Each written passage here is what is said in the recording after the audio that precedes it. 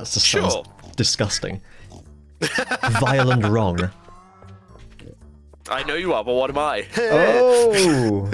Rylan Vong. No one. Yuuzhan Vong. Oh god, do you reckon they're gonna come back? I think it would be really funny. But I don't think they will. No. What did you think of the finale? Just a quick note Context, talking about Ahsoka. A quick note before that. Okay. Have you read the new Thrawn books? Timothy Zahn did a new series of Thrawn books that are canon. No, I haven't read that. I've got them on my Kindle. Without giving too much away, there is like a threat. Like the idea in the expanded universe originally was that you had to unite the galaxy to defend against the threat that was coming. They've kind of done that. Which is originally what the Death Star was for, wasn't it? Yeah. But I don't know whether that's going to come into play or not. They could have made a shorter series, I think. Yeah. It's like It's a lot of... They're setting up for the second series, really, or season. Oh god, yeah. And it's quite annoying. The Filoni versus movie. I think it would have been fine if it had been all released in one go or something, or like 4 episodes at a time, or 3 episodes at a time, like Arcane did or something. Because it was annoying having to wait a week and then watching the episode and nothing happened basically. Yeah, episode 3 was that. I'm trying to remember what I thought when I was watching it. Fuck, I've forgotten his name. Ray Stevenson. Oh, it was just fucking amazing. I'd not heard of him before. Yeah. He died for the benefit of the tape. But yeah, no, he's a phenomenal actor, and the character was really interesting as well, because they him and Shin Hati, because they weren't evil per se, they were just on the other side. They were Dark Jedi. Yeah, but there was even a bit that I remembered when he promises to let Sabine go and find Ezra and all that, and then they kind of Thrawn kind of says, now we're going to kill her. And Shin Hati kind of looks at Baylan and goes, but you promised her. Like, you don't expect that from the bad guys normally, do you? But it was nice to have a bit more depth to them. They do have a they have a sense of honor. The person playing Ezra was phenomenal. Yes. Yeah, agreed. Absolutely perfect. No notes. I'm happy with it. Like, I'm such a Star Wars fan. I'll watch them all, unless like with Doctor Who, all the ones I hated, I still watch the whole thing. I've been meaning to rewatch Doctor Who actually.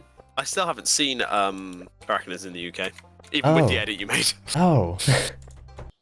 I'm excited for the specials though. Yes. Now, before we talk about the specials, please be aware I know next to nothing about them because I've done really well at avoiding spoilers so far. So you haven't seen the trailers? No. Interesting. Okay. So why don't you just say what you do know, rather than me guessing? I know just from having, the grapevine exists. Neil Patrick Harris is maybe the Celestial Toymaker.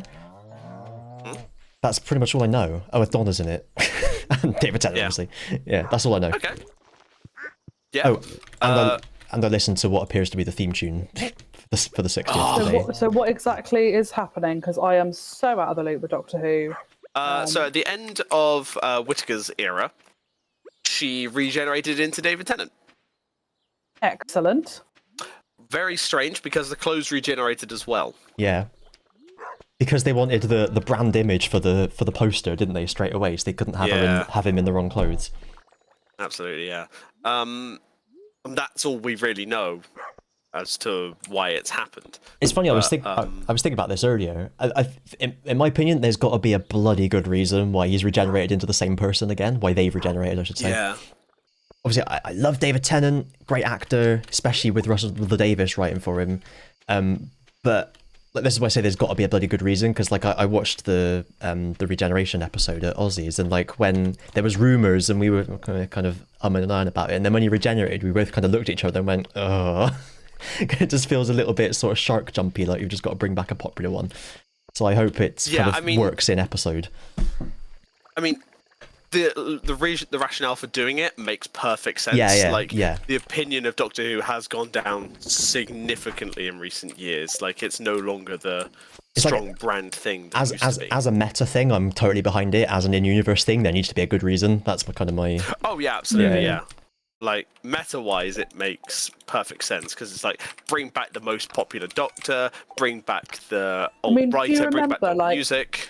Do you remember when like Tennant's series was live and it was, one episode every week, and like you would watch the episode and then it'd be such a cliffhanger and you'd be like, oh my god, yeah, like so excited and freaking out for the next episode, and you'd rewatch it to see if there was any bits that you'd missed. And the repeat on BBC Three, was it on Wednesdays or Thursdays or something?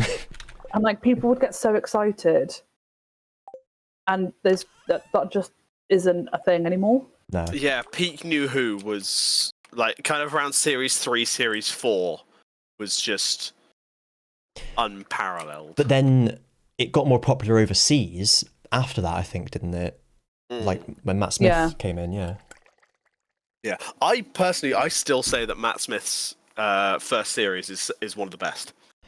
It's grown on me a lot. I'm not a fan of a lot of the stories in particular. I like in terms of the way that they go.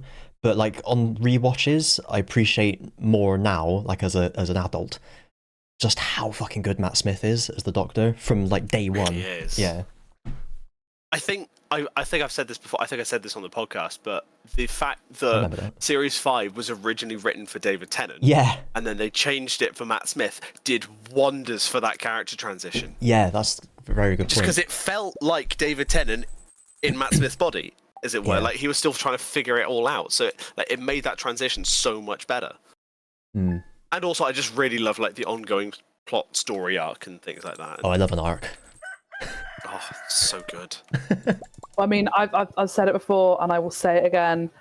The Dr. Donna, like Donna Noble and David Tennant, like that was just my favourite. Peak like, pairing. Catherine Tate and David Tennant was just the best because we'd had all of this with Rose and this whole romance and and it was just kind of like, and then the unrequited love with Martha. Yeah, and it was just kind of like, okay, we get it. Why does everyone want to get in his pants? Like, do we really? And then Donna came along, and it was you just want to mate. Like, just so, like literally, just you can't like that episode. Like their first episode was just the comedic timing. It was impeccable. The chemistry they had, and again, I think that's why they've brought back Donna as well, because their chemistry is second to none. Yeah, you just can't beat it. Like, I mean, I watched a bit of Whittaker. I can't remember where I stopped watching. A Whittaker of Whittaker. Episode 1. No, I didn't mind it, but the whole like combination, the whole like group of people traveling was it. I don't know. Like it was weird. Sorry, I can't. The fam. Oh yeah, the fam. Oh, it feels horrible just to say.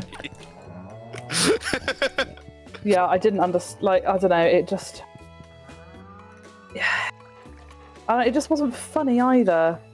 And I feel like Doctor Who works when it's funny as well as serious. The thing is, Russell T Davies, comedy writer, Stephen Moffat, comedy writer, Chris Chibnall, Broadchurch, and several very moderately received episodes of Doctor Who. And a lot of negatively received episodes of Doctor Who. And Torchwood. Yes, that's true, actually. Can you say Cyberwoman? I can say Countryside. I really liked that one. Countryside was really good. Yeah, but I mean that was just a crime thriller. That's obviously what he's good at. It was just an episode of Broadchurch. Yeah. Anyway, sorry to derail that. Yeah, it's Chibnall's writing, like, when Whittaker first started, she was very much like a tinkerer and very like wide-eyed and mystical and sort of wanting to explore and understand things. And she eventually just became the person who somehow knew it all despite knowing nothing. Yeah. Oh, I tell you what I really liked was the few episodes where she got a bit nasty.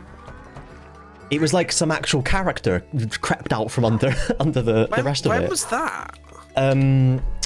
The Haunting of Arthur Philip Deodati. Oh yes. when she just basically goes, "This isn't a flat team structure. I'm better than you," basically. Yes. Yeah. Like I feel like they could have done a lot more with that, where it's just like. Yeah. But it pisses me off as well that like it's like her Doctor was not well received, and it wasn't well written, and it just was shit.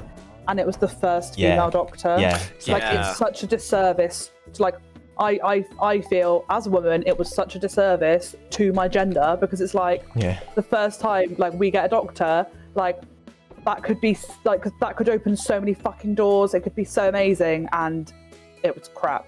But just because, like, you know that there's going to be like the incels and stuff that are like, well, this is what happens when you let a lady be the Doctor. This is what happens when you let a female, into a male's world. There's all the constant like, okay, click on the 3 dots. I'm not interested in this video, because you watch Doctor Who videos, you get all of them because it can't discern which is what.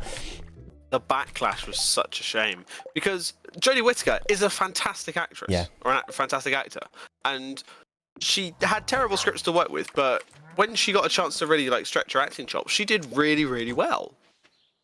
Yeah. But the problem is, the scripts were so trash that it just didn't work.